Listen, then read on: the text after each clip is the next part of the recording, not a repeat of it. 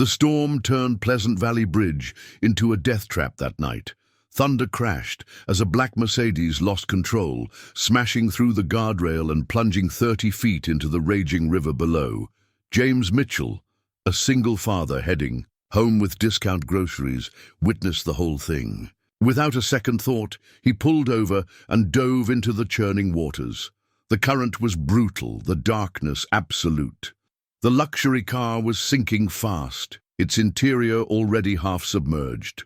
Through the driver's window, he saw her, a woman in elegant business attire, desperately pressing against the jammed door as water filled the cabin. What this humble single father couldn't possibly know was that in those next 60 seconds, his act of courage would unlock a fairy tale that would change not just his life, but his children's destiny forever. Before we jump back in, tell us where you're tuning in from. And if this story touches you, make sure you're subscribed, because tomorrow I've saved something extra special for you. Dawn crept through the worn curtains of the Mitchell home as James stood at the stove, his calloused hands steady despite the bone-deep exhaustion. The events of last night's rescue still played through his mind, but breakfast wouldn't make itself. He cracked eggs into a bowl, counting them carefully, only 4 left now. The grocery run had been cut short by the accident, and the month's budget was already stretched thin. "Dad, is that bacon I smell?" Sarah, his eldest at 15, appeared. In the doorway, her school backpack already slung over one shoulder. She had their mother's eyes, warm brown and knowing, too knowing sometimes. James saw how she noticed the pile of bills he'd hastily tucked under yesterday's newspaper. "Just the regular breakfast for my regular superhero," 11-year-old Emma chirped, padding into the kitchen in mismatched socks. She wrapped her arms around her father's waist, and James felt the familiar ache in his chest. Emma had been only 7 when Catherine passed, too young to fully understand, but old enough to remember. The morning sun caught the edge of the family photo on the wall, the last one they'd taken together. Catherine's smile, radiant despite the illness that would take her just months later, seemed to watch over them. 4 years had passed, but some mornings the loss felt as fresh as yesterday. James flipped the last piece of bacon onto a paper towel. "All right, troops, breakfast assembly line. Sarah, you're on toast duty. Emma, grab the juice." The girls moved with practiced efficiency, a routine born of necessity and teamwork. These quiet morning moments were precious, a reminder of why he pushed through every long shift at the factory. "Dad, you look tired," Sarah observed, buttering toast with careful precision. "Late night at work again?" James hesitated. The memory of cold river water and desperate eyes flashing through his mind. "Had a bit of an adventure on the way home," he said carefully, not wanting to worry them. "Someone needed help, that's all." "Was it about the accident by Pleasant Valley Bridge?" Emma asked, smartphone already in hand. "It's all over next door. Someone said a car went into the river." Sarah's eyes widened. "Dad, you didn't eat your breakfast, both of you?" James deflected, though pride warmed his chest. "The bus won't wait, and Mrs. Henderson already gave me the evil eye last week when you were running late." As they ate, James reviewed the morning's logistics in his head. Sarah had volleyball practice after school. Emma needed to be picked up at 3:30 for her dentist appointment, and somewhere in between, he needed to find time to finish that grocery run. The factory shift started at 7, which meant a knock at the door interrupted his mental calculations. 3 sharp raps, oddly formal for their neighborhood. "I'll get it." Emma bounded up, but James caught her shoulder gently. "Hold on there, speed racer. Let me handle this." Through the front window, he caught a glimpse of black SUVs lining their modest street. His heart skipped a beat as he remembered the woman from last night, her elegant suit soaked through, hands trembling as she thanked him before disappearing into the rain. "Dad?" Sarah's voice carried a note of concern. "Everything okay?" James straightened his worn T-shirt, suddenly aware of how out of place those vehicles looked in front of their small home. "Yeah, honey, everything's fine. Just finish your breakfast, both of you." He opened the door, and the morning sun caught a flash of silver a familiar cross necklace hanging at the throat of a woman whose composed appearance gave no hint that she'd been fighting for her life just hours before. The woman on his doorstep was a study in contrasts from the one he'd pulled from the river. Her charcoal suit was crisp and immaculate, her dark hair swept into an elegant chignon. Only her eyes remained the same, deep, searching, and somehow both vulnerable and commanding at once. "Mr. Mitchell," she said, her voice carrying the same cultured tone he remembered from their brief exchange in the storm. "I hope I'm not interrupting your morning." Behind him, he could hear his daughters whispering, their breakfast forgotten. The SUVs had drawn curious faces to neighboring windows. Their street hadn't seen vehicles this expensive since old Mr. Peterson's funeral procession. "Not interrupting," James managed, acutely aware of his faded T-shirt and the morning stubble he hadn't had time to shave. "But I wasn't expecting—" "Elena Chen," she said, extending a hand with perfectly manicured nails. A simple business card appeared in her other hand, the cream-colored stock so thick it looked more like art than stationery. "And I believe I owe you my life." The card's minimal design carried only her name and title. Elena Chen, CEO, Horizon Technologies. James's thumb brushed over the embossed letters as reality shifted beneath his feet. He'd seen Horizon's sleek campus on the outskirts of town, had driven past its gleaming towers while delivering parts to smaller factories. The company was a tech giant, its reach extending far beyond their modest industrial town. "Dad?" Sarah's voice broke through his daze. "Everything okay?" Elena's gaze shifted past him, softening as she took in the girls. "Your daughters?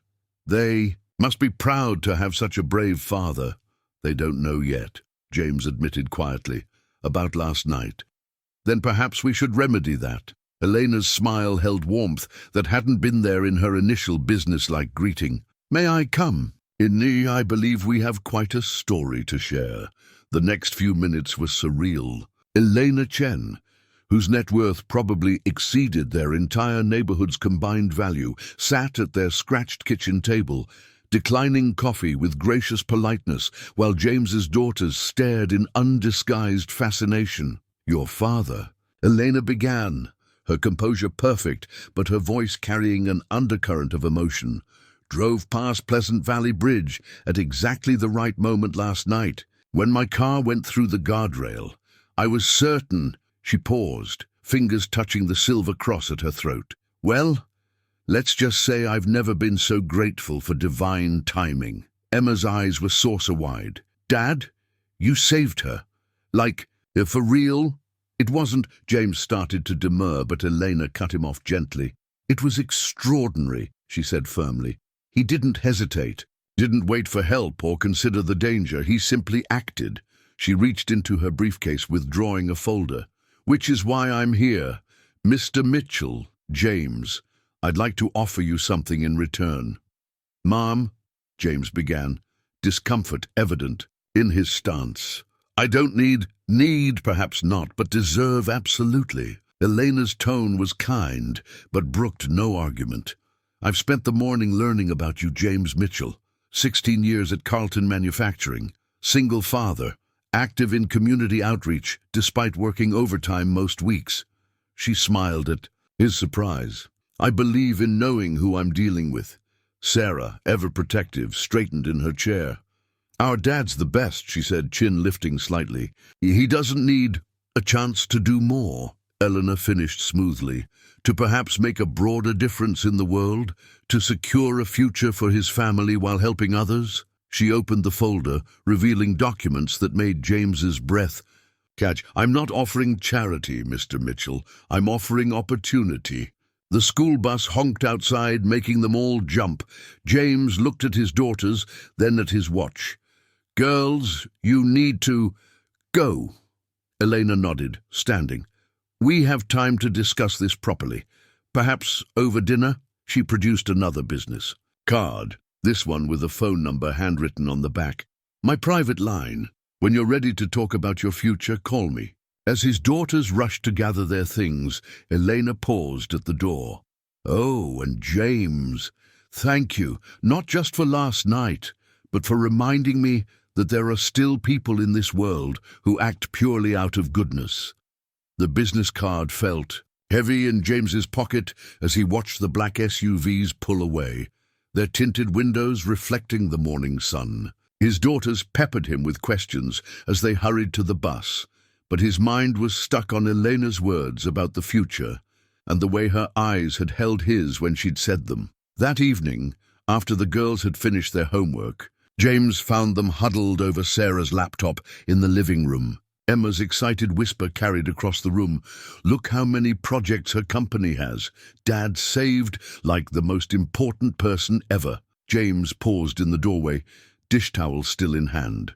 On the screen, a newspaper article showed Elena Chen standing before a crowd, cutting a ribbon at what appeared to be a new medical facility. The headline read, Horizon Technologies launches revolutionary healthcare initiative in developing nations. Did you know she built hospitals in 12 countries?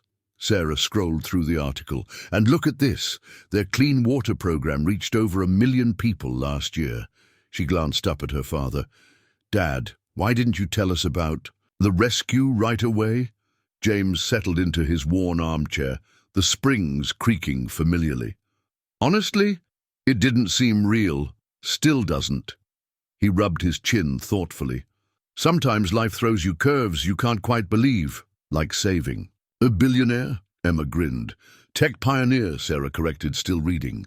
It says here she built Horizon from nothing after immigrating at 18, started coding in her garage, got a scholarship to MIT. She paused, expression softening. Dad, listen to this part. Chen credits her late parents' sacrifice for her success, establishing the Chen Family Foundation to honor their memory through humanitarian work. James felt something shift in his chest. He remembered the way Elena had touched that silver cross when speaking of the accident, the brief flash of vulnerability beneath her composed exterior. Perhaps they had more in common than their different worlds suggested. There's more, Emma chimed in, pointing at the screen. The foundation just announced this huge project to help single-parent families with education and... She trailed off, looking at her father with dawning realization. Dad, is that why she came here? To offer you a job? Before James could answer, Sarah pulled up another article, this one more recent. Look at these pictures from their last charity gala. She's always alone in them, even at her own events. She scrolled through photos of Elena in elegant evening wear, maintaining a professional smile while surrounded by celebrities and business leaders. Must be lonely at the top. Girls, James cautioned, but his mind wandered to the handwritten number on the business card, still untouched in his pocket. He'd felt the weight of it all day at the factory, through every repetitive motion on the assembly line. You should call her, Sarah said suddenly, closing the laptop. Not because she's rich or important, but did you see how many people her foundation has helped? Maybe you could be part of that. Emma nodded enthusiastically. Plus, she's pretty, like really pretty. Emma, James felt his ears grow warm. It's not about Dad. Sarah's tone was gentle, so much like her mother's that it made his heart ache. Mom would want you to take chances again, to do more than just survive. The room fell quiet, save for the distant hum of traffic and the ticking of Catherine's old wall clock. James looked at the family photo above the fireplace, at his late wife's smile. Sarah was right. Catherine had always pushed him to dream bigger, to reach beyond the comfortable and familiar. He pulled out the business card, its elegant simplicity somehow both intimidating and inviting. The handwritten numbers seemed to carry an echo of Elena's voice. When you're ready to talk about your future. You know what? Emma broke the silence. I bet she was scared this morning. James looked up, surprised. What do you mean? Coming here? To our house? She probably worried we'd just want her money, or that you'd be different from the person who jumped in to save her. Emma shrugged. Must be hard, never knowing if people like you for you, out of the mouths of babes, James thought, studying his younger daughter with amazement. Here, They'd been focused on the gulf between their worlds, while Emma saw straight to the human heart of the matter. The business card seemed lighter now, less daunting. Perhaps Elena's carefully maintained composure, her precise words and power suits were armor of a different kind than his casual clothes and careful budgeting, but armor nonetheless. James reached for his phone, aware of his daughters holding their breath. The numbers gleamed in the evening light, a bridge between two worlds that had crashed together in one stormy moment. Sometimes, he realized, courage wasn't just about diving into rivers. Sometimes it was about taking a chance on what waited on the other side. The restaurant Elena had chosen was understated but elegant, tucked away in a renovated Victorian mansion on the edge of town. James adjusted his tie, borrowed from his neighbor Mr. Rodriguez, and tried not to feel like an imposter as the maître. Dee led him to a secluded table in the garden terrace. Elena was already there, but not as he expected. Gone was the power suit, replaced by a simple blue dress that softened her usual corporate armor. She stood as he approached, and for a moment neither spoke, both seemingly aware of how different this felt from their previous encounters. "You look nice," she said finally, breaking the silence. "Though you didn't need to dress up. I probably should have suggested somewhere more casual. And miss seeing this place?" James smiled, relaxing slightly. "The girls looked it up online. Emma's convinced it's magical, especially the garden lights. Your daughters are delightful." Elena's expression warmed. "Sarah reminds me of myself at that age, so protective of her family.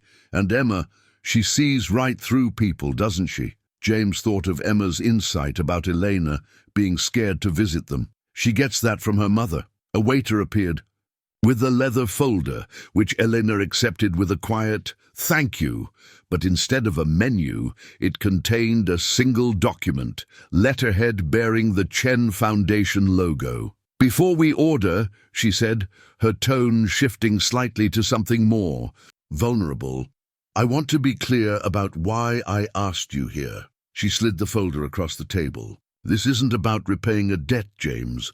What you did that night, jumping into danger without hesitation, it showed me something I've been looking for." James opened the folder, his eyes widening at the title. Director of Global Initiatives. Chen Foundation. "Our foundation has grown faster than we anticipated," Eleanor continued, her fingers absently touching the silver cross at her neck, a gesture he was beginning to recognize as a sign of emotional significance. "We need someone who understands real struggle, who acts from genuine compassion rather than corporate strategy. Someone who sees a problem and jumps in to solve it, quite literally in your case." The salary figure made James's breath catch, but it was the job description that held his attention. Overseeing humanitarian projects, coordinating disaster relief, implementing education initiatives for underprivileged communities. It was everything Sarah had talked about from their research, but from the inside. "I don't have the qualifications," he said quietly. "No college degree, no corporate experience. You have exactly the qualifications I need." Elena leaned forward, her voice intense. "Do you know what I saw in that river, James? Not just courage, but instinct. Pure, unfiltered compassion. I've sat through hundreds of interviews with highly qualified executives who talk about impact metrics and optimization strategies. What I need is someone who understands, bone deep, what it means to help people." A warm breeze stirred the garden lights, casting gentle shadows across their table. In that soft illumination, James saw past Eleanor's CEO persona to something more. A woman who carried her own weights, her own missions. "The position includes full relocation assistance," she continued, then hesitated. "Though you wouldn't have to move far. There's a lovely house near the foundation headquarters, just 10 minutes from the girls' school. I took the liberty of having it prepared just in case." "Eleanor," James interrupted gently. "Why me? Really?" She met his gaze, and for a moment, her carefully maintained composure slipped. "Because when my car was sinking, you didn't see Elena Chen, CEO. You saw someone who needed help. Do you know how rare that is in my world? She smiled softly. And maybe, just maybe, I believe some things happen for a reason. The job offer sat between them, more than just paper and ink.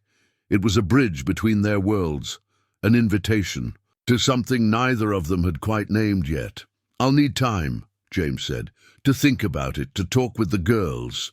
Of course, Elena signaled the waiter. Now, shall we order? I hear the chef's special is exceptional tonight. As they turned to their menus, James caught Elena stealing glances at him, her professional demeanor softening each time their eyes met. Perhaps Emma was right about the garden being magical. Something was certainly shifting in the space between CEO and factory worker, rescuer and rescued, two single parents who'd found each other in the most unlikely of circumstances. The factory's time clock echoed through the empty locker room as James pulled his weathered work badge from his coveralls. One last time. 16 years of routine condensed into a small plastic rectangle with a faded photo.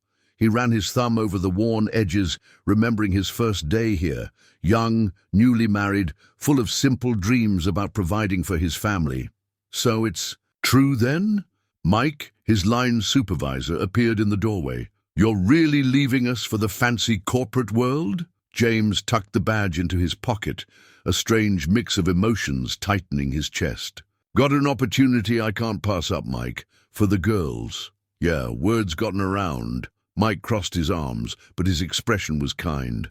Some folks are saying you hit the lottery, saving that CEO lady. Others are calling it a modern-day fairy tale. It's just a job, James said, though they both knew it was more than that. A chance to help people on a bigger scale. Well, the guys wanted to send you off proper. Mike gestured toward the break room, where voices and laughter spilled into the hallway. Can't leave without saying goodbye to your second family, right? The break room was packed with familiar faces, people he'd worked alongside for years, shared lunches with, celebrated birthdays, and grieved losses with. Someone had brought in a cake, its frosting slightly melted in the factory's perpetual warmth. A banner hung crookedly. Congratulations on your promotion to hero. Speech, called out Betty from quality control, her eyes suspiciously moist. Tell us about your fancy new job.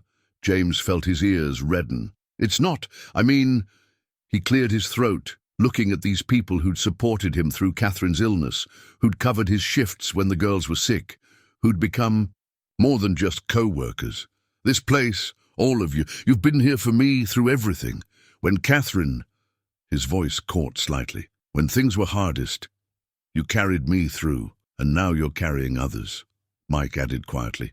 That's what Pedro from third shift said when he heard about the foundation work you'll be doing. Someone pressed a small package into James's hands. Inside was a group photo from last year's company picnic, framed with signatures and well wishes. Around the border, in the picture, he was laughing at something, surrounded by these people who'd become family. Keep it on your fancy new desk, Betty sniffed.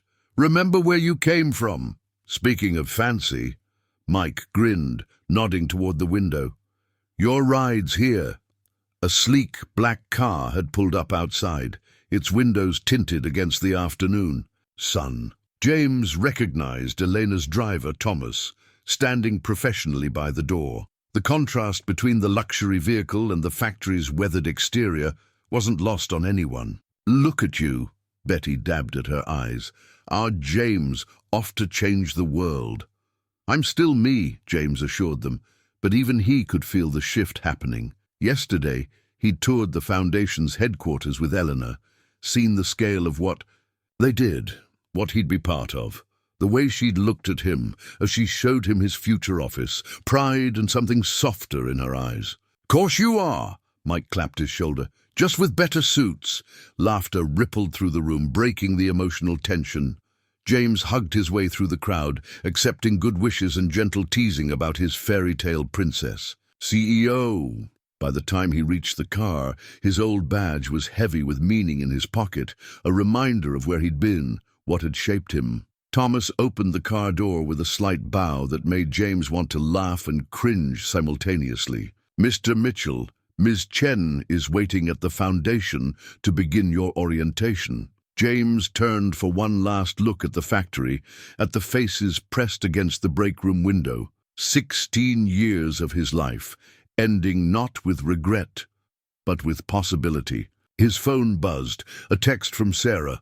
"Proud of you, Dad. Mom would be too." As the car pulled away, James touched the badge in his pocket one last time. Some endings were really beginnings in disguise, and sometimes the biggest act of courage wasn't jumping into a river.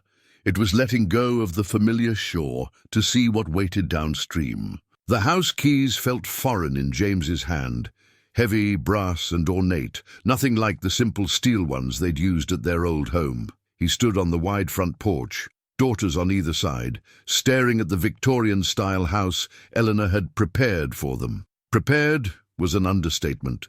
The three-story home looked like something from a magazine, with its wraparound porch, mature maple trees, and carefully tended garden beds. "Dad," Emma whispered, clutching his arm. "Is this really ours?" Before he could answer, a familiar figure emerged from behind one of the moving vans.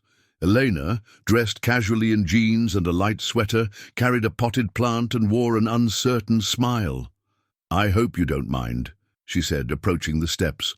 "I wanted to be here for this moment, and to give you your housewarming gift." She held out the plant, a peace lily. "They're supposed to bring harmony to new homes, though I understand if this all feels overwhelming," James supplied, managing a smile. "Just a bit. It's amazing," Emma burst out, while Sarah stood, quiet, taking everything in with thoughtful eyes. Elena's smile warmed. "Would you like the tour? I promise I haven't overstepped too much with the furnishings. Most rooms are intentionally sparse, waiting for your personal touch." The front door opened to a foyer that made Emma gasp, and Sarah forget her careful reserve. Sunlight streamed through stained glass windows, casting rainbow patterns across hardwood floors.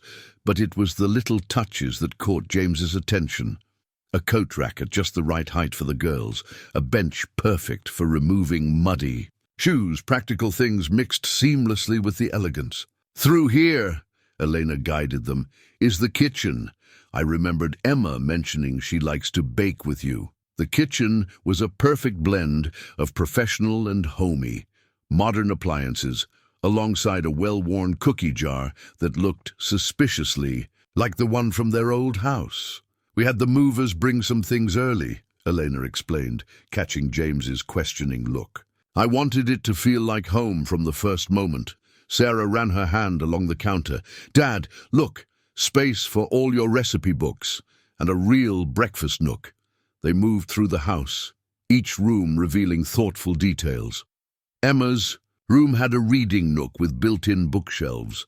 Sarah's had a desk positioned to catch the morning light, perfect for her art projects. The main bathroom featured a double vanity, no more morning rushes to get ready for school. James's master suite was on the second floor, and he had to catch his breath when Elena opened the door. The room was spacious but not ostentatious, with a sitting area and a view of the backyard. But what stopped him short was the familiar quilt draped across the bed, Catherine's handiwork, the one she'd finished just before getting sick. "Elena," he said quietly, emotion thick in his voice. "The movers found it carefully packed away," she explained softly. "I hope it was okay to—" He nodded, unable to speak for a moment. The girls had gone quiet too, recognizing their mother's last project. "There's one more thing," Elena said, leading them to a room off the main hallway. "I call it the heart room." Inside, she'd created a family space. One wall held floating shelves already arranged with their family photos, including the one from James's factory farewell. Catherine's presence was honored here too, not hidden away, but integrated naturally into the story of their lives. "You can change anything," Elena added quickly. "I just thought—" "It's perfect," Sarah said suddenly, surprising them all. She turned to Elena, her eyes bright. "You didn't just give us a house, you gave us a home." Emma nodded enthusiastically. "And look, Dad, space for new pictures too." James caught Elena watching him, vulnerability clear in her expression. She'd taken such care with everything, balancing luxury with comfort, newness with familiar touches. Standing in this room, surrounded by his family's history while facing its future, he felt something shift into place. "Thank you," he said simply, but his eyes conveyed more. Eleanor's cheeks colored slightly. "Well, I should let you settle in. Unless—" she hesitated. "Would you like help unpacking? I make a decent unpacking assistant, despite what my executive team might think."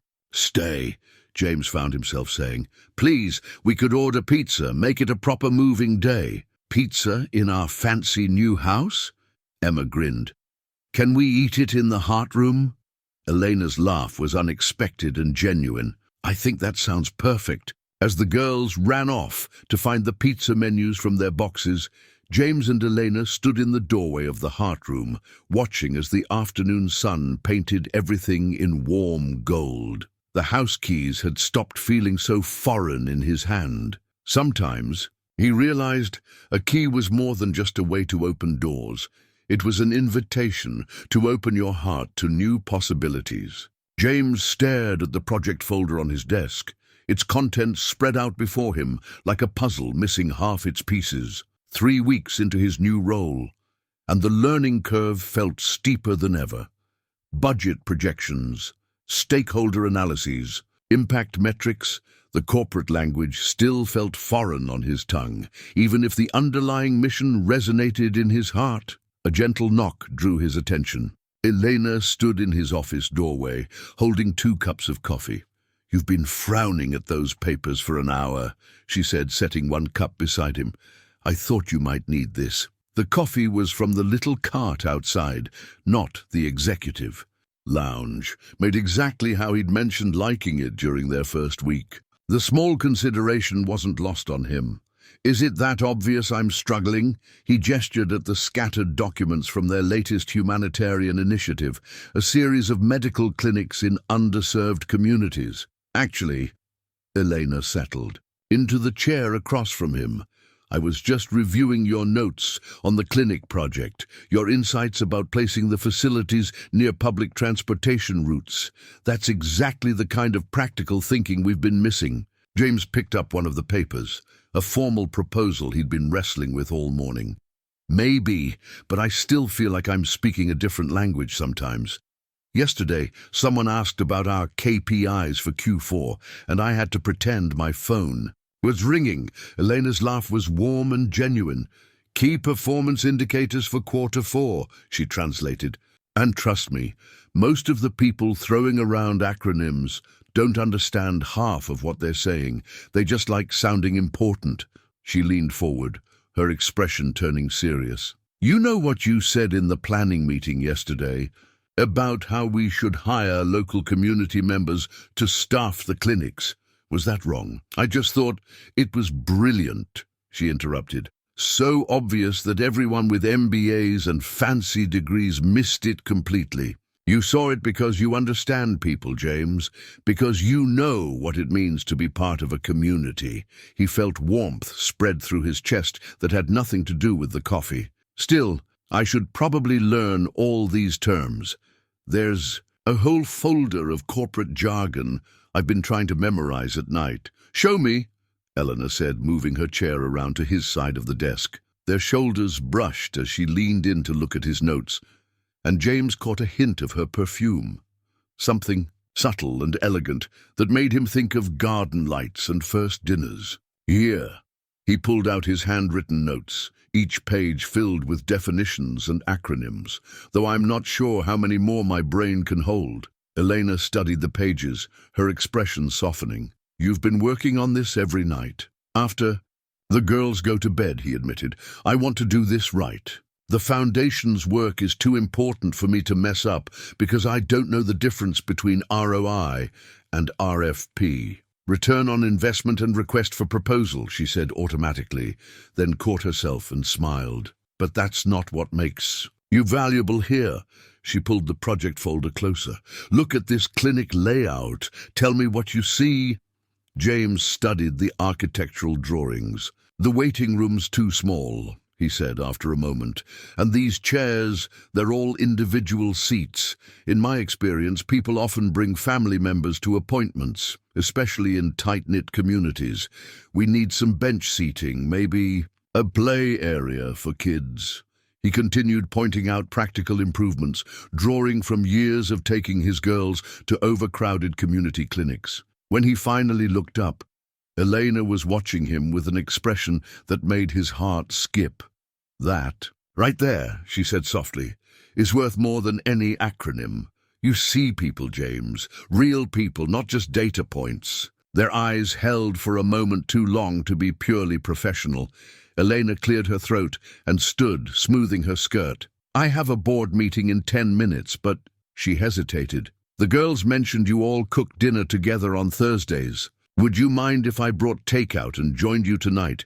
We could go over the clinic proposals in a more relaxed setting." James thought of his daughter's knowing looks, of Emma's not-so-subtle hints about having Eleanor over more often. "We'd like that," he said.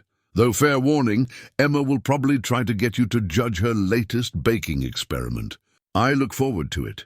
Eleanor's smile held warmth that had nothing to do with business proposals. At the door, she paused. "And James, keep the practical insights coming. They're exactly what this place needs." After she left, James looked down at his notes about corporate terminology. The words still seemed foreign, but somehow less intimidating. Perhaps success here wasn't about learning a new language, but about translating what he already knew into something that could help more people. He pulled the clinic proposal closer, picked up his pen, and began writing from the heart. "Tech billionaire's guardian angel, the incredible story behind Elena Chen's miraculous rescue." The headline screamed across James's tablet screen, accompanied by a grainy security camera image from Pleasant Valley Bridge. Someone had leaked the footage, showing his truck parked haphazardly, his figure diving into the churning waters. "Dad!" Sarah burst into his home office, her own phone clutched tight. "It's everywhere. TikTok, Instagram, even the morning news." She thrust the phone at him, showing a viral video compilation. The rescue footage, photos of Elena at corporate events, shots of their house taken by drive-by reporters. His own phone buzzed incessantly. Old friends, distant relatives, media requests. Even Mike from the factory had texted, "Guess the fairy tale's out of the bag, hero." The house phone rang, their unlisted number somehow discovered. Emma appeared in the doorway, anxiety clear on her face. "There are people with cameras outside." Before James could respond, a sleek black SUV pulled into their driveway, sending the gathered photographers scrambling. Elena emerged, her usual grace intact despite the chaos, Thomas running interference with an umbrella against the camera flashes. James met her at the door, ushering her inside quickly.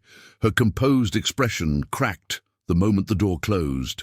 "James, I'm so sorry," she said, hands twisting the strap of her designer bag. "Someone in building security sold the footage. I've already had legal take action, but hey," he caught her fidgeting hands in his, "this isn't your fault, but it is. Your privacy, the girl's privacy." She looked stricken. "I should have anticipated this, should have had better security protocols." "Mom, look," Emma called from the living room window. "More news vans." Eleanor flinched at the word "mom," though James noticed his daughter hadn't even realized her slip. These Thursday dinners had become so natural over the past weeks, Elena fitting into their family rhythm as if she'd always been there. "We need to get ahead of this," Elena said, professional mask slipping back into place. But James saw the worry. Beneath it, not for her reputation but for them.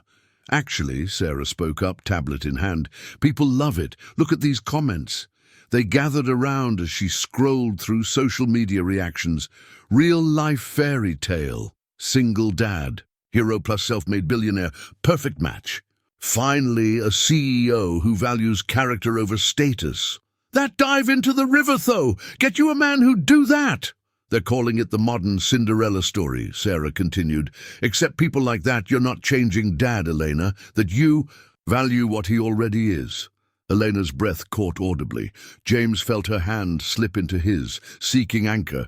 "Still," she said, "you shouldn't have to deal with this exposure. I can have security here within the hour, arrange for private transportation for the girls. Or," James squeezed her hand, "we could order pizza and watch a movie. Show them there's no story here except people living their lives. While they're all outside, taking pictures, let them." Emma shrugged, already reaching for the pizza menu, their usual Thursday tradition. "They'll get bored eventually. And anyway, we can't let them ruin pizza night." Eleanor looked around at their concerned faces, her corporate crisis, management training warring with the simple wisdom of family life. "You're really not angry about any of this? About having to admit I know the most amazing woman in tech?" James smiled. "I think I'll survive." A camera flash went off outside. But inside their home, their sanctuary, it felt distant and unimportant. Elena slowly relaxed, letting out a shaky breath. "I suppose I should stay," she said, a smile tugging at her lips. "For security purposes, of course." "Of course," James agreed seriously. "Can't have you fighting through that media circus out there. Could be dangerous, might need someone to rescue you." "Dad!" Both girls groaned at the terrible joke, but Elena's laugh was real and relieved. Later, after pizza and a movie, with the girls asleep upstairs and the media circus finally thinning outside, Elena and James stood in the heart room. The day's viral article was pulled up on his tablet, its dramatic headline now seeming almost amusing. "Guardian Angel?" he teased gently. Elena touched the silver cross at her neck, then reached for his hand. "No," she said softly. "Just a man who saw someone in need and acted, though I'm beginning to think there might have been some divine intervention involved that night." Outside, one last camera flashed. Inside, in the warm light of their family photos, old and new together, James found he didn't mind the world knowing their story. Some things were worth being in the spotlight for. The thank you card arrived on a Tuesday morning, hand-delivered to James's office. The envelope was clearly chosen by a child, bright blue with silver stars, but the careful handwriting inside belonged to Elena's nephew, Marcus. "Dear Mr. Mitchell," it read, "thank you for having me over for game night. Nobody's ever beaten Aunt Elena at Scrabble before. She pretends to be mad, but she can't stop smiling when she talks about it. Even Mom noticed. Could you teach me that card trick you showed us? Also, your cookies are way better than our chef's. Don't tell him I said that. Your friend, Marcus." James smiled, remembering Eleanor's mock outrage at his triple-word score, the way her eyes had danced, despite her competitive protests. The game night hadn't been planned. Marcus had simply been with Elena when she dropped by with foundation documents, and somehow 1 hour had turned into an entire evening. A soft knock pulled him from the memory. Elena stood in his doorway, holding a stack of papers but making no move to enter. Something felt different about her presence today, more hesitant, almost shy. "I see Marcus's card found you," she said, nodding toward the bright envelope. "He's been talking about that evening all week. My sister says he's never taken to anyone so quickly." "He's a great kid," James replied, watching as she finally stepped into the office, "though I notice he didn't mention beating Emma at Connect 4. Twice. Ah, well, we Chen women have to maintain some dignity." Eleanor's attempt at hauteur was ruined by her growing smile. "Speaking of which, I wanted to thank you for making him feel so welcome, for making us both feel—" She trailed off, but James heard the unspoken word, "at home." Their impromptu family gatherings had been happening more frequently, dinner turning into movie nights, document reviews becoming weekend brunches. The lines between professional and personal had begun to blur in the most natural of ways. "Actually," Elena continued, fiddling with her silver cross, "that's partly why I'm here. Marcus has a school carnival this weekend. He specifically asked if you and the girls would come, but I completely understand if it's too—" "We'd love to," James interrupted gently. He'd learned to read her nervous tells over the past months. The way she touched her necklace, how her CEO confidence wavered when asking for anything personal. Really, the relief in her voice was almost tangible. It's just, my sister will be there, and some of the other parents, and I know it might seem like I'm pushing too. Elena. James stood, moving around his desk to face her properly. We'd love to come, though I should warn you that Emma's been practicing her ring toss skills. She's determined to win one of those giant stuffed animals. Oh God, the carnival prizes. Elena laughed, tension melting away. Marcus won this enormous purple giraffe last year. It barely fit in the car. Shannon, my sister, still hasn't forgiven me for letting him keep it in the living room. I should meet this Shannon, James said carefully. Thank her for raising such a good kid. Something flickered in Elena's eyes. Hope, maybe fear, definitely something deeper than casual conversation warranted. She wants to meet you too. All of you. She says, Elena paused, gathering courage. She says she hasn't seen me this happy in years. The air between them shifted, heavy with unspoken feelings. Through the office window, James could see their reflection. The successful CEO and the former factory worker, standing close enough to share breath, but separated by invisible lines. Of propriety and circumstance, Elena, he started just as his phone buzzed with a text from Sarah. Reminder, Emma's science presentation is at 2. The moment wavered, then settled into something warm but safe. Elena stepped back, professional, mask slipping partially back into place. You should go. Emma's been practicing that presentation for weeks. Will you come? The words left his mouth before he could second-guess them. She'd love to have you there. We all would. Elena's smile bloomed slow and beautiful. Try to stop me. I'll have Thomas bring the car around. As they walked to the elevator together, James thought about Marcus's card, about impromptu game nights and carnival plans, about the way happiness sneaked up on you in the quiet moments between grand gestures. Sometimes the biggest feelings, hid in the smallest details, in bright blue envelopes and shared smiles, in the gentle erosion of boundaries between two worlds becoming one. The emergency alert flashed across every screen in the Foundation's headquarters. Urgent! Flash floods threatening Riverside Medical Center project. All senior staff report immediately. James was already moving, jacket in hand, when Elena burst into his office. Her usual composed appearance showed signs of strain, hair slightly disheveled, tablet clutched too tightly. The clinic, she said, voice tight. The one we just finished in River Valley. The levee's failing. I saw the alert. How bad? Bad. She pulled up satellite imagery on his wall screen. 3 months of rain in 36 hours. The river's rising fast, and the clinic sits right in the flood path. We have 60 minutes, maybe less, before we lose everything we built, James finished. The clinic had been his first major project. Designing it, staffing it, watching it become a beacon of hope for a community that had gone too long without proper medical care. How many patients? 43, including 6 in the temporary post-op ward. Elena's fingers flew across her tablet. I've got helicopters on standby, but the nearest landing zone is compromised. The board's pushing to evacuate staff only. Cut our losses on the equipment. No! The word came out firm, decisive. Elena's head snapped up at his tone. We're not abandoning those patients. Pull up the topographical maps of the area and get me Mike from my old factory on the phone. Mike? But why would... Because before he supervised assembly lines, he drove heavy machinery in flood zones, and I'm betting he knows every back road in that valley. Understanding dawned in Elena's eyes. She handed him her phone, already dialing. The next 45 minutes were a blur of action. Mike's knowledge of old logging roads proved invaluable. James coordinated with local emergency services, directing resources with the same instinct that had sent him into a river to save Elena all those months ago.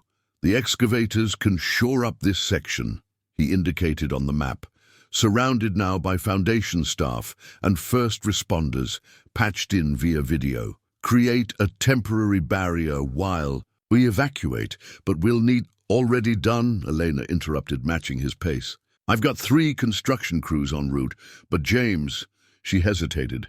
Someone needs to be on site to coordinate this. He was already reaching for his keys. I know. I'm coming with you. Elena, don't. Her voice held the steel that had built a tech empire. Those are our people down there, our project, our responsibility. The drive to River Valley was tense, both of them fielding calls as Thomas navigated the increasingly treacherous roads. Rain hammered the SUV's windows, and twice they had to detour around flooded intersections. 5 minutes out, Thomas reported. Elena ended her last call, then reached across the seat to grasp James's hand. Whatever happens, I want you to know. The SUV's headlights caught the clinic through the rain. The situation was even worse than the report suggested. Water pressed against hastily assembled barriers, and the nearby river roared with frightening power. But the scene wasn't one of panic. Under Mike's direction, the excavators were already in position. Local volunteers filled sandbags alongside foundation staff. Inside the clinic, visible through lit windows, medical teams calmly prepared patients for transport. Look at them, Elena breathed. They're not running, they're fighting for it. Because they know it's worth fighting for. James squeezed her hand once before letting go. Ready?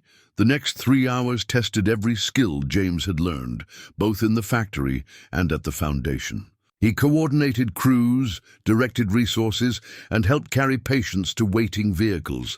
Elena worked alongside him, her designer clothes soaked through, never hesitating to lift, carry, or hold someone's hand.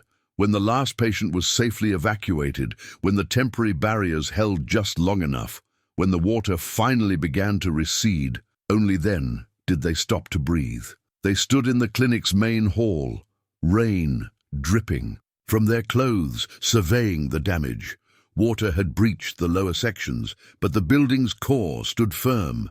Equipment had been saved, records secured, and most importantly, every single person was safe. The board's going to have opinions about this, Elena said finally, wringing water from her hair, about the cost of the operation versus the value of the equipment. And I'm going to tell them to shove their spreadsheets where the sun doesn't shine. She turned to face him fully. You did it, James. When everyone said cut our losses, when the smart business move was to walk away, you showed us what real leadership looks like. We did it, he corrected gently. All of us. Yes, but it was your heart that showed us how. Eleanor stepped closer, her hand coming up to rest against his chest. Your impossible, incredible heart that jumps into rivers and refuses to give up on people and makes me feel like anything is possible. The air between them crackled with more than storm electricity. Around them, their teams worked to secure the building. But in that moment, the world had narrowed to just them, standing in the aftermath of crisis, barriers finally washing away. Elena's private journal lay open on her desk, her normally precise handwriting scattered across the page in emotional loops. How do you write about the moment everything changes? When the man you've been falling for proves yet again that his heart is exactly as big as you thought. Standing in that clinic, watching James coordinate the rescue effort, I finally understood what I've been fighting these past months. It's not just attraction or admiration. It's not even about the rescue anymore. I'm in love with him. Completely, utterly, terrifyingly in love with him. A knock interrupted her writing. Shannon stood in the doorway of her home office, eyebrows raised at the sight of her usually composed sister sprawled over her desk. So, Shannon said, settling into a chair, Marcus says you held hands with James during the entire carnival, in public. And now I hear you two saved a clinic together. Eleanor closed the journal, but not before her sister caught its contents. You're journaling again? You haven't done that since Dad died, Eleanor finished. I know, but lately, everything feels too big to keep inside. The media's having a field day, Shannon noted, sliding her tablet across the desk. The headlines ranged from glowing, power couple saves local clinic, to sensational, tech queen and blue-collar hero, love conquers class divide. Let them talk. Elena touched her silver cross, a gesture that now reminded her of both her parents and a certain rain-soaked night. The board's more concerned about my emotional investment affecting business decisions. Because you chose to save people instead of profits, Shannon scoffed. Sounds like exactly the kind of emotional investment Dad always taught us to have. James didn't even hesitate, Elena said softly. He just knew what was right. Like with the river that night. He makes me remember who I wanted to be before quarterly reports and shareholder meetings took over my life. And the girls. Marcus can't stop talking about them. A smile tugged at Elena's lips. Sarah's so much like her mother, James showed me pictures. She has this quiet strength, this way of seeing right through you. And Emma, she laughed, Emma's already planning to intern at Horizon's tech division. She says she's going to design better emergency alert systems. You're glowing, Shannon observed. I haven't seen you like this since, well, ever. I'm terrified, Elena admitted. What if I'm rushing in? What if the media pressure becomes, oh, too much for them? What if you're letting fear stop you from being happy? Shannon reached across the desk, squeezing her sister's hand.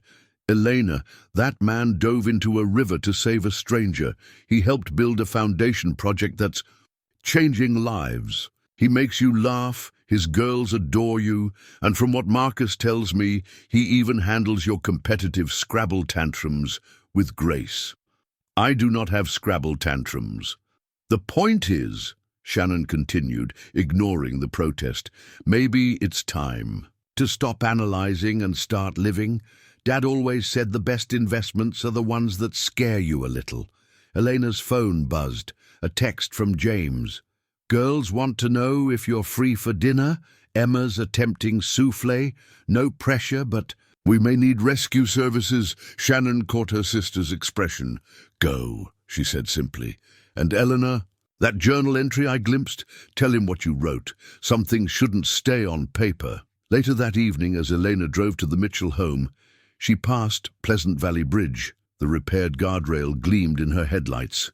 No sign remaining of the accident that had changed everything. But changes, she was learning, didn't stop with single moments. They continued in quiet dinners and carnival games, in crisis management and simple touches, in the way her heart jumped at the sight of James's house lights glowing, welcome through the dusk. She parked beside his modest SUV. He'd refused anything flashier despite his new position, and caught her reflection in the window. The polished CEO was still there, but softer now, more real. In her hand, she clutched a folder of clinic reconstruction plans, the perfect excuse for an impromptu visit. But maybe Shannon was right. Maybe it was time to stop needing excuses. The door opened before she reached it, warm light spilling out, along with the smell of something definitely not souffle-like burning. James stood there, flour on his shirt and laughter in his eyes. So, he said, grinning, about that rescue. Eleanor felt the last of her carefully constructed walls crumble. Sometimes the biggest truth was the simplest one. She was exactly where she wanted to be. The concert tickets sat on James's kitchen counter, their gold embossing catching the morning light. Evening with the symphony, private box seating. Eleanor had left them there the night before, after what they'd both carefully called just dinner, but had felt like so much more.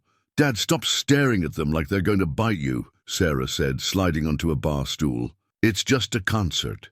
It's not just a concert. James touched the tickets, remembering Eleanor's nervous smile as she'd presented them. This would be official, public. More public than saving her from a sinking car, more public than running a foundation together, more public than her practically living here every Thursday. Sarah's eyebrows rose in a perfect teenage challenge. She's got you there, Dad, Emma chimed in, appearing with her tablet. Besides, Elena already told Marcus, who told his friends, who told their parents. Half the private school circuit knows. You're going together. James ran a hand through his hair. And that doesn't bother you too. The attention, the changes, the way people might talk. His daughters exchanged a look he couldn't quite interpret. Then Sarah pulled out her phone, pulling up a photo from last week's game night. In it, Eleanor was teaching Emma some complex card trick, both of them laughing, while Marcus watched in amazement. The joy in the image was palpable, unscripted. "Real, Dad," Sarah said softly. "Nothing needs to change. It already has, in all the best ways." The doorbell rang before he could respond. Emma rushed to answer it, calling back, "It's Elena, and she's wearing her nervous-about-something outfit." James recognized the simple blue dress the moment Elena stepped into the kitchen, the same one she'd worn to their first dinner together. She wore it when she wanted to be Elena, not CEO Chen. Today, she'd paired it with the silver cross and a slightly terrified expression. "I know the tickets might be too much," she started before anyone could speak. "The symphony's doing this special performance, and I thought, but if you're not comfortable with such a public venue, we could—" "Elena," James interrupted gently. "Breathe." She inhaled shakily, then seemed to register the girls' presence and their matching grins. "Oh, good morning. I didn't mean to interrupt breakfast." "You're not interrupting," Emma said cheerfully. "Dad was just having a minor panic about the tickets, too. You're both ridiculous, by the way." "Emma!" James protested, but Elena's laugh broke the tension. "She's not wrong," Elena admitted, moving further into the kitchen, into their space, where she fit so naturally now. "I had Shannon talk me out of 3 different crisis scenarios this morning." "Only 3? Sarah teased. "You're slipping." The easy banter, the way his daughters included Eleanor in their gentle mockery, settled something in James's chest.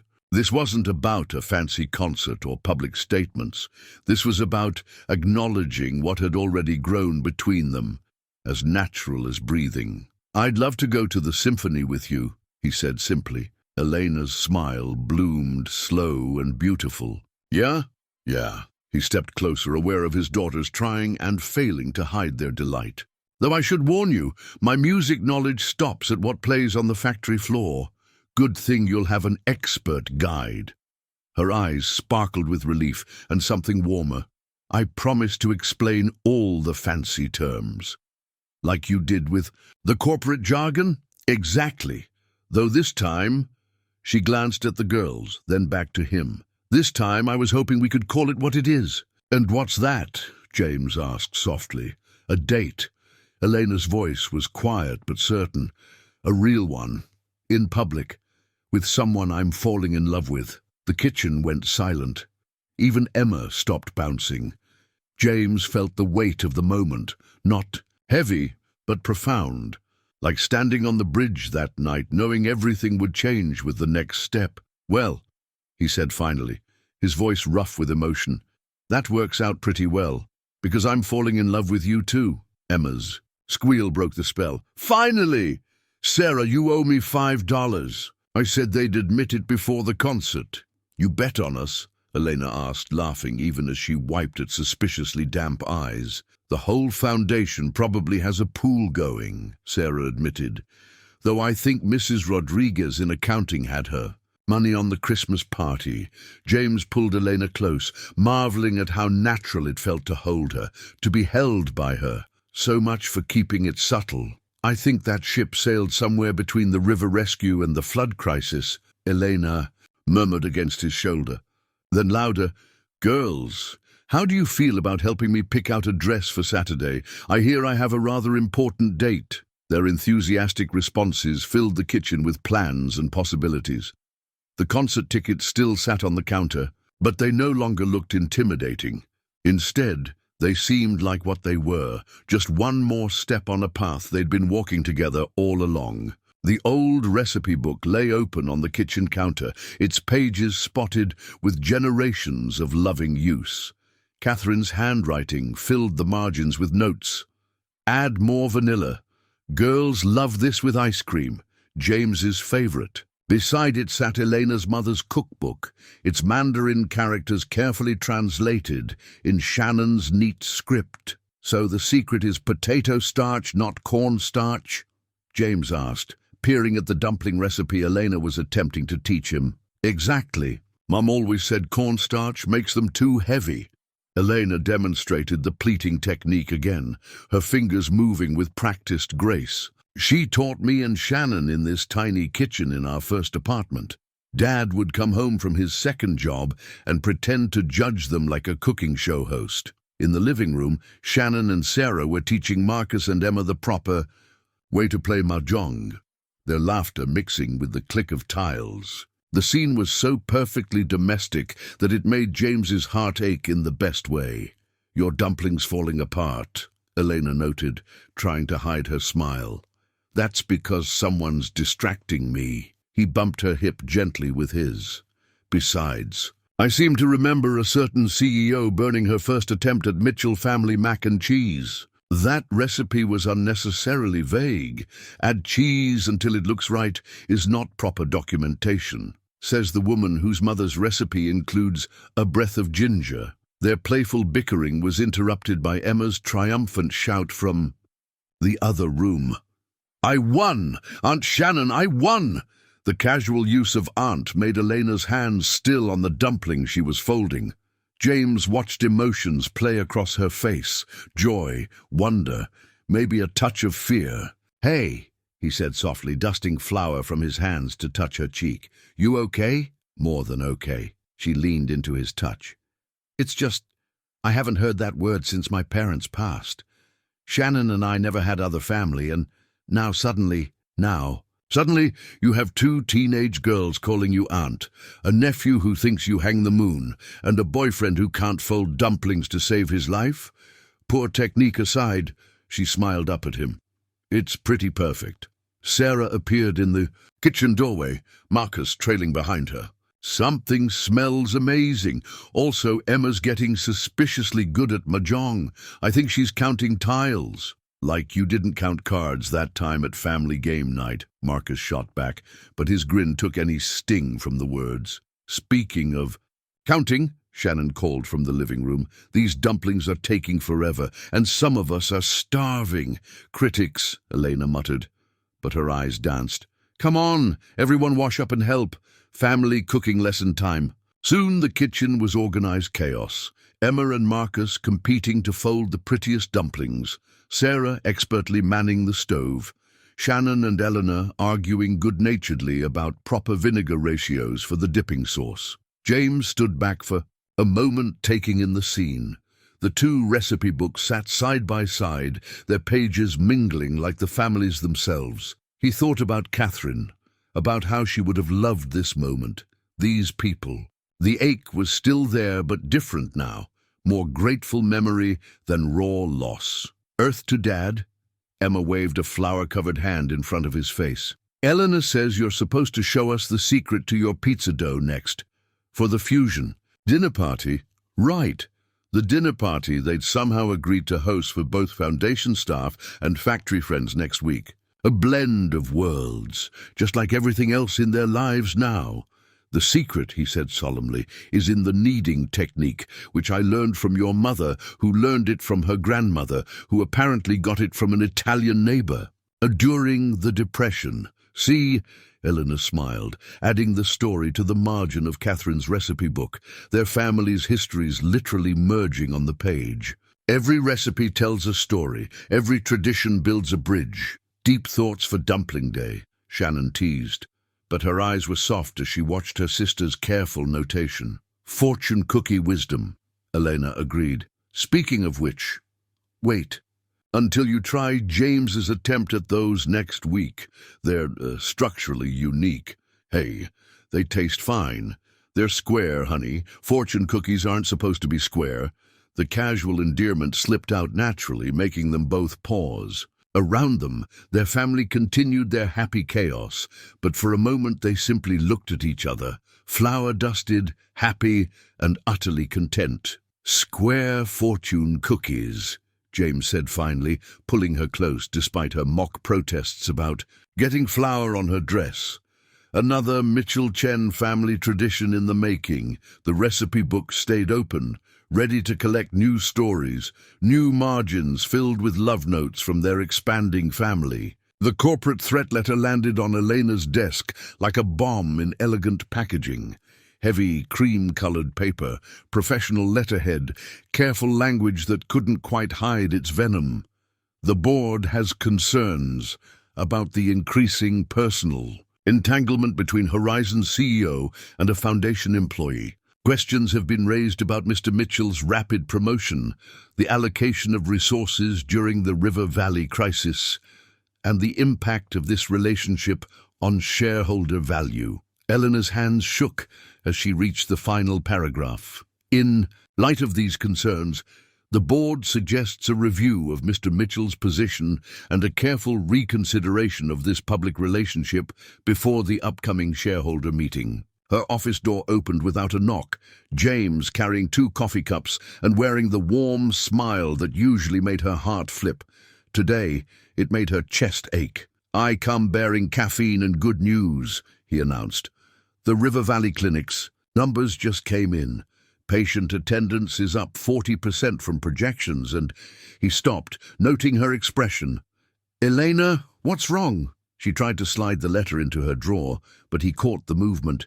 Years of reading her tells had made him frustratingly perceptive. "Show me," he said quietly. "It's nothing, just standard corporate—" "Elena!" She handed him the letter, watching as he read, seeing the moment understanding darkened his eyes. When he finished, he set it down with careful control. "They're threatening my job unless you end our relationship. They're trying to—" She corrected. CEO Steele entering her voice. "But they've forgotten who built this company, who holds controlling interest. Who's facing a crucial merger next month?" James's voice was gentle. "The one you've been working toward for years. The one that could expand Horizon's medical technology division globally." Elena stood abruptly, pacing to the window. The city sprawled below, including the hospital where their technology was already saving lives. "You've been reading the business briefs. I like to know what matters to you." He moved behind her, close but not touching. "The letter's right. About one thing, the River Valley crisis. I made that call emotionally. Put foundation resources at risk. You made the right call." She spun to face him. "You saved lives, equipment, community trust. The board's just looking for excuses because they can't stand that I'm happy with someone who didn't come from their world. Or maybe they're worried because they've seen how I look at you, how I drop everything, risk anything to keep you safe, just like that night at the river. James, I won't be the reason you lose everything you've built." His voice was firm but threaded with pain. "Your company helps millions. The merger would double that reach. I can step back, take a lower position, keep things professional." Until the sound of her hand hitting her desk made them both jump. "No, I won't let them do this, not to us, not to our family." "Our family," he repeated softly. "Emma called Shannon yesterday to help with her science project. Sarah's teaching Marcus photography. Your sister hosted us for Sunday dinner like it was the most natural thing in the world. And now they want us to pretend none of that matters. It matters more than any merger." Elena reached for her silver cross, then deliberately let it go. "My parents built something from nothing in this country, taught me and Shannon that success means nothing without family, without love. I won't dishonor their memory by choosing shareholders over happiness." "Elena, think about—" "I have thought about it, every angle, every consequence." She stepped closer, taking his face in her hands. "You want to know what I realized? The night you saved me, you didn't check my net worth first. Didn't calculate risk versus reward. You saw someone in need and acted from pure heart. Maybe it's time I did the same." The board can either accept that their CEO has found something more valuable than profit margins, or they can find themselves a new CEO. Her voice softened. "I jumped into deep water with you once. I'm not afraid to do it again." James studied her face, seeing the determination there, the strength that had built an empire, and the love that made her willing to risk it. Slowly, he pulled her into his arms. "You know," he murmured against her hair, "this is usually the part where I'm supposed to be noble and walk away. Sacrifice everything to protect your dreams." She laughed shakily against his chest. "Try it." And I'll have Emma unleash her puppy dog eyes on you. Nobody's immune to those. Fighting dirty Ms. Chen. Learning from the best, Mr. Mitchell, she pulled back to meet his eyes. So, are we doing this? Taking on the board, the shareholders, anyone else who thinks they get a vote in our happiness? James thought of their blended family dinners, of Sarah's college plans now including business courses, of Emma's determination to revolutionize medical technology just like Elena. He thought of Shannon's welcome, of Marcus's easy acceptance, of all the bridges they'd built between their worlds. Together, he said firmly. We're doing this together. The threat letter sat forgotten on the desk, its power diminishing with every heartbeat they shared. Some storms, they were learning, only made you hold on tighter. Elena's press conference notes were brief but powerful, written in her decisive hand. Not here to defend love, here to celebrate it. Horizon's success built on human connections, not just profit margins. River Valley Clinic, perfect example. James's leadership saved lives and resources. Numbers prove it. Board needs to decide, do we want to be known for our humanity or our fear of it? The Foundation's largest conference room was packed with reporters, board members and staff. James stood at the back, Sarah and Emma beside him, Shannon and Marcus nearby. Elena had insisted they all be present. This isn't just about business. This is about family. Ready? Thomas asked quietly, holding the door to the antechamber, where Eleanor waited. James squeezed his daughter's hands, then slipped inside. Eleanor stood at the window, wearing the same blue dress from their first dinner, her silver cross catching the light. She turned at his entrance, and her professional mask softened. The board's trying to convince me to reconsider, she said. Offered to keep you in position if we maintain appropriate professional distance. And I told them that appropriate distance went out the window the night you jumped into a river for a stranger. She smiled, touching his chest where his heart beat steady and strong, though I didn't mention that I've been falling ever since. A knock signaled it was time. Elena straightened, CEO persona sliding back into place, but her eyes stayed warm as she looked at him. Sure you want to do this? He asked softly. There's still time to... James Mitchell, if you suggest stepping back for my own good one. More time, I'm having Emma teach you mahjong again. He laughed, the tension breaking. That's just cruel. Then they were walking out together, flashbulbs popping, whispers rippling through the crowd.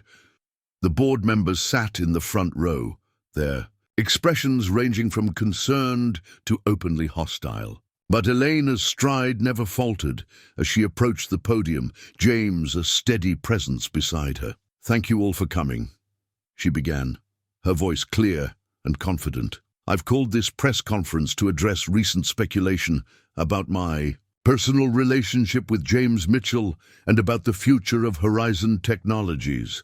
She paused, looking not at her notes, but at James, drawing strength from his presence. 6 months ago, a car accident changed my life. Not because I nearly died, but because I met someone who showed me what real value looks like. Someone who jumps into rivers for strangers, who sees problems and solves them with pure heart, who reminds me daily why I built this company in the first place. Cameras clicked rapidly as she continued, her voice carrying deeper emotion now. My parents came to this country with nothing but hope and determination. They built a life from scratch, taught their daughters that success means nothing without compassion. When I founded Horizon, it wasn't just to make profit, it was to make difference. She turned to face the board directly. The River Valley Clinic crisis proved what kind of leader James Mitchell is. When others saw liability, he saw lives worth saving.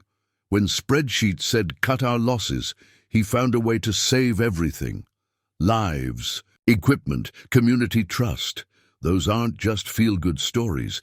They're solid business decisions that improved our standings in every metric. Elena's hand found James's, holding tight. But more importantly, James reminded me what my parents always knew, that the biggest risks bring the greatest rewards, that love isn't a liability, It's the strongest foundation you can build on. She squared her shoulders, her voice taking on an edge of steel. So yes, James Mitchell and I are together. Yes, we're building a life and blending our families. And no, we won't apologize for it or hide it. The board has a choice to make. Stand with us as we continue to grow this company with both heart and wisdom, or find themselves a new CEO who's willing to pretend that profit margins matter more than people. The room erupted in questions, but Elena wasn't finished. She turned to James, her public persona falling away as she smiled up at him. "Your turn," she whispered. James stepped forward, not quite comfortable with the spotlight, but steady in his conviction. "I'm not going to pretend I understand all the corporate politics at play here, but I do understand this. Sometimes the biggest act of courage isn't jumping into dangerous waters, it's standing your ground when others want you to back down." From the back of the room came a sudden whoop. Emma, unable to contain herself. Sarah tried to shush her, but the moment had broken. The tension. Laughter rippled through the crowd, and even some board members smiled. Elena's notes lay forgotten on the podium as she and James faced the cameras together, their joined hands saying more than any prepared statement could. Some battles they knew.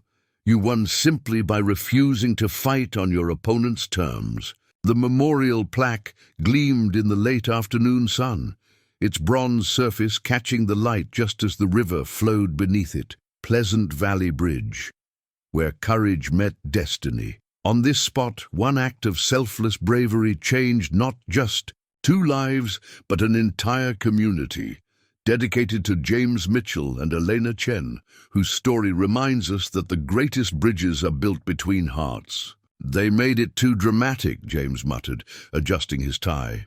The small crowd gathering for the dedication ceremony included familiar faces: factory workers, foundation staff, board members who'd finally come around after the clinic's success had made international news.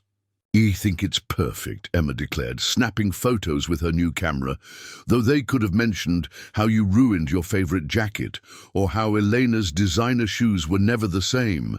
Sarah added, grinning. Elena, stunning in another, blue dress. They'd learned it was James's favorite color on her, squeezed his hand. "I liked those shoes, but I'd say the trade was worth it." Shannon approached with Marcus, both carrying flowers for the ceremony. "The mayor's ready when you are. Though I still think you should have let them use the other quote. We are not memorializing Marcus's 'love is like a cannonball' dive speech from game night," Elena said firmly, but her eyes danced with laughter. "It was poetic," Marcus protested, "and technically accurate. You both kind of splashed into each other's lives." James looked out over the river, remembering that night. The water was calm now, summer lazy and peaceful. Hard to imagine it had ever been the raging force that had nearly taken Elena from him before he'd even known her. Having second thoughts. "About the ceremony?" Elena asked softly, reading his expression. "Just remembering. Sometimes I wonder what would have happened if I'd been 5 minutes later, or taken a different route home. Then I'd have had to save myself," she said practically, "and probably ruin a much more expensive pair of shoes." He laughed, pulling her close. "You know what I mean." "I do." She touched her silver cross, then reached up to straighten his tie. "But I prefer to think it happened exactly as it was supposed to. Right time, right place, right heart." The mayor approached, signaling it was time to begin. The small crowd gathered around the plaque, which had been mounted on a stone pedestal near the bridge's entrance. James noticed Mike from the factory, standing with Elena's board members, all of them looking surprisingly comfortable together. "Friends, family, honored guests," the mayor began, "we're here today to commemorate not just an act of heroism, but the ripple effects of courage." As the speech continued, James felt Sarah slip her hand into his free one. On Elena's other side, Shannon held Marcus close. They weren't just 2 separate families anymore. They were something new, something stronger for having been forged in crisis and tested by challenge. The mayor unveiled the plaque officially. Cameras flashed, and polite applause rippled through the crowd. But the real ceremony came after, when the officials had left and only family remained. Emma went first, tossing a flower into the river. For Dad's ruined jacket, which nobly sacrificed itself for true love. Sarah followed. For Mom, who definitely had a hand in making sure Dad drove this way that night. Marcus, for game nights and dumpling disasters and learning that family can grow in the best ways. Shannon, for little sisters who finally learned that some risks are worth taking. They each added their own memories, their own markers of a journey. Finally, only James and Elena remained at the railing. Together, she asked, holding out a single rose. They tossed it into the current, watching it float beneath the bridge where everything had started. Elena leaned back against James's chest, his arms wrapping around her naturally. You know, she said thoughtfully, the Foundation's expanding its water safety program, teaching rescue techniques, installing emergency equipment along rivers like this one. Hoping to inspire more dramatic love stories? Hoping to remind people that sometimes the scariest moments can lead to the most beautiful changes. She turned in his arms to face him. The board approved it unanimously, by the way, along with your promotion to full partnership in the Foundation. James blinked. When did? This morning. Turns out saving lives, building clinics, and loving someone enough to face down corporate politics makes a pretty compelling case for leadership. Their family had moved a respectful distance away, pretending not to watch while obviously watching. The late sun painted the river gold, catching Elena's silver cross and the simple band James had started carrying in his pocket, waiting for the right moment. Speaking of leadership positions, he said carefully, I've been thinking about another. A partnership opportunity. Elena's eyes widened as he reached into his pocket. Behind them, Emma's squeal of delight broke any pretense of privacy, but neither of them minded. Some moments deserved witnesses, especially when those witnesses were family. The wedding invitation sat framed in the heart room, its elegant simplicity capturing everything about their journey. Two worlds, two hearts, one bridge between them. Elena Chen and James Mitchell invite you to celebrate love's courage as they join their lives and families together. 1 year after the bridge dedication, their home buzzed with familiar chaos. Emma and Marcus hunched over circuit boards in the kitchen, working on their science fair project, a new emergency alert system for flood zones. Sarah sat at her art desk by the window, adding final touches to her wedding gift, a series of hand-drawn moments from their story, from the river rescue to family game nights. "Dad!" Emma called out. "Elena's breaking the no-work-on-wedding week rule again." James found his fiancée in their shared home office, surrounded by Foundation papers. She had the grace to look slightly guilty when he appeared in the doorway. "In my defense," she said, "this is the River Valley Clinic's 1-year report. I thought you'd want to see the numbers." "The numbers can wait." He plucked the papers from her hands, but not before catching glimpses of impressive statistics. "Though I saw enough to know we did good work there. We did amazing work everywhere this year." Elena stood, wrapping her arms around his waist. "The Foundation's education initiative is already helping 50 single-parent families with college funds. The emergency response protocols we developed after the flood have been adopted by 3 other states. And the board actually sent us a wedding gift. Let me guess, a spreadsheet showing improved quarterly earnings? No, smartness. They named the new medical technology division after my parents." Her voice softened. Dad would have loved knowing. His name was helping people heal. A crash from the kitchen, followed by teenage laughter, interrupted the moment. "Should we be worried?" James asked. "With those two?" "Always." But Elena's smile was fond. "Though I have to admit, their prototype is impressive. Shannon's already talking about patents." They wandered to the kitchen, where the crash proved to be nothing more serious than dropped circuit boards. Marcus was explaining something about voltage to Emma, using terms James barely understood, but that made Elena beam with aunt's pride. "Sarah," she called out, "are you joining us for lunch? Shannon and Thomas will be here soon, with the final dress alterations." Coming, Sarah appeared, charcoal smudged on her cheek. Just finished the last drawing, though I left space to add, tomorrow's ceremony. The doorbell rang, Shannon's distinctive 3-beat knock followed by Thomas's more formal 2 taps. Their arrival sparked controlled chaos. Dress bags rustling, Marcus and Emma scrambling to clear their project, Sarah hastily washing charcoal from her hands. I brought the final seating arrangements, Shannon announced, ever the organized matron of honor. Though I still think putting Mike from the factory next to that stuffy board member is asking for trouble. Mike's storytelling will do them good, James said, helping Thomas with the garment bags. Besides, Elena's convinced half the board to start volunteering at the clinic. They're developing actual human emotions. Miracles never cease. Thomas deadpanned, having long since become part of their extended family. Though I did catch Mr. Peterson asking about factory bowling league tryouts. Lunch became an impromptu family meeting, with everyone talking over each other about last-minute wedding details. Eleanor sat back, watching it all with bright eyes. Overwhelmed? James asked. Softly, the opposite. She touched her silver cross, then his hand. A year ago, I was worried about keeping 2 worlds separate. Now look at us, all these bridges we've built. As if to prove her point, Marcus launched into a detailed explanation of their project's fail-safe systems, while Sarah showed Shannon her artwork, and Emma debated reception music with Thomas. Their family had grown in ways none of them could have imagined that night at the river. Oh, Shannon suddenly remembered something, pulling out an envelope. The final surprise came through. Elena, remember that emergency response technology you and James developed after River Valley? Elena nodded. They'd created new protocols for flood zones, combining James's practical experience with her technical knowledge. The patent office approved it this morning.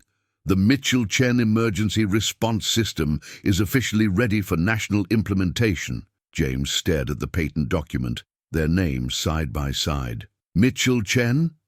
Well, Eleanor smiled, we are joining forces in every way tomorrow, though technically it'll be Chen Mitchell on the wedding certificate, alphabetical order. Actually, Sarah spoke up, we've been thinking about that. She glanced at Emma, who nodded encouragement. What if we all took both names? Being Mitchell-Chens together? The room went quiet. Elena's hand found James's, squeezing tight. You girls don't have to, she began. We want to, Emma said firmly. We're not losing who we were. We're just becoming more. James looked around, at their beautiful blended family, at the love that had grown from one desperate moment into something stronger than any current. Tomorrow they would make it official, but the truth was, they'd been building this bridge between hearts all along. Mitchell-Chen, he tested the sound, has a nice ring to it. Elena's answer was a kiss that made the teenagers groan, and Shannon applaud. Outside, Pleasant Valley Bridge stood strong and sure, its memorial plaque catching the sun like a promise kept. Some rivers you crossed changed your life forever. Some bridges, once built, became the foundation for everything that mattered.